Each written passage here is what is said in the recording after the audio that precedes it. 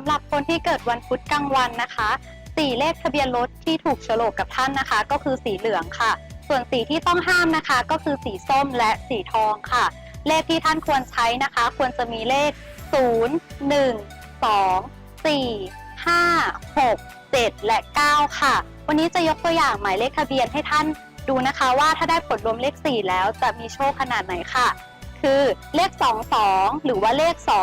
2020ค่ะเมื่อเราบวกกันแล้วได้ผลลัพธ์ได้4เลข4จะเหมาะกับคนที่เจรจาติดต่อสื่อสารคนที่ทำงานทางด้านนี้ก็เช่นผู้สื่อข่าวนักพูดพิธีกรหรือว่านักเขียนจะส่งผลให้ประสบความสำเร็จและมีชื่อเสียงดียิ่งขึ้นไปค่ะ